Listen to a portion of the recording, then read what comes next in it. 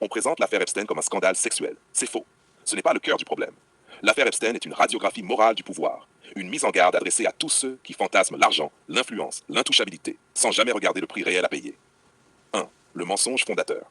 Croire que le pouvoir protège. Beaucoup regardent Epstein et se disent, en silence, open quote, il est tombé parce qu'il a été imprudent, close quote. C'est le premier mensonge. Epstein n'a pas été imprudent. Il a été toléré, longtemps, protégé, couvert, parce qu'il servait. Dans les sphères du pouvoir réel, on ne protège pas la vertu, on protège l'utilité. Et tant que tu es utile, on ferme les yeux, on réécrit les faits, on classe sans suite, on t'invite encore. Le jour où tu deviens un risque, pas un atout, la protection disparaît. 2. Le vrai contrat du pouvoir. Pas écrit, mais clair. Personne ne te dit cela explicitement. Mais le contrat est simple. Si tu veux monter très haut, tu dois accepter de voir. Si tu vois, tu dois te taire. Si tu te tais, tu deviens complice. Et à partir de là, il n'y a plus de retour possible. Ce n'est pas toujours toi qui fais. Parfois, il suffit de savoir. Parfois, il suffit d'avoir été là. Parfois, il suffit d'avoir profité sans poser de questions. Le pouvoir n'a pas besoin de monstres. Il a besoin de gens silencieux. Nage 3. Le musée des horreurs n'est pas caché. Il est normalisé. On parle d'îles, de réseaux, de soirées.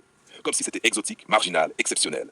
En réalité, ce qui glace, ce n'est pas l'horreur. C'est sa banalisation. Des gens respectables. Des titres. Des fondations. Des photos officielles. Des sourires. Le monstre, aujourd'hui, ne vit plus dans l'ombre. Il porte un costume, un badge, une légitimité. Et surtout, il ne se voit plus comme un monstre. 4. Devenir intouchable, c'est devenir prisonnier. Voilà ce qu'on ne dit jamais aux aspirants au sommet. Quand tu montes trop haut, tu ne choisis plus tes fréquentations.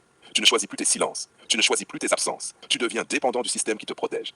Et ce système n'offre jamais sa protection gratuitement. Le prix à payer n'est pas seulement moral. Il est psychologique. Paranoïa, contrôle, perte de liberté réelle, peur constante de tomber. L'intouchabilité est une cage dorée. 5.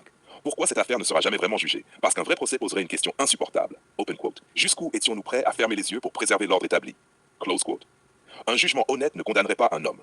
Il mettrait en cause des institutions, des complicités transversales, des silences médiatiques, des intérêts économiques et géopolitiques. Or, une civilisation ne juge jamais ce qui la maintient debout. Elle préfère sacrifier un symbole, enterrer le reste et continuer.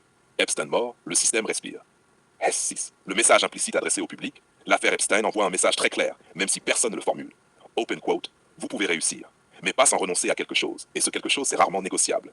Close quote. À chacun ensuite de décider s'il veut monter à n'importe quel prix, s'il veut rester libre, s'il veut voir sans participer, ou s'il préfère détourner le regard. H7. La vraie question n'est pas Epstein. La vraie question, c'est vous.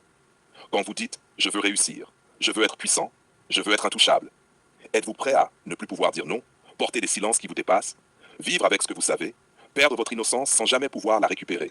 Parce que le pouvoir ne révèle pas qui vous êtes. Il vous met à l'épreuve. Conclusion. L'affaire Epstein n'est pas un accident de l'histoire. C'est un avertissement. Elle dit ceci sans détour. Le sommet n'est pas propre. L'intouchabilité a un coût caché. Et ceux qui fantasment le pouvoir sans en comprendre la mécanique sont les premiers à être dévorés par lui. Alors avant de vouloir devenir intouchable, posez-vous une seule question. Êtes-vous prêt à payer le prix, même si ce prix, c'est vous-même?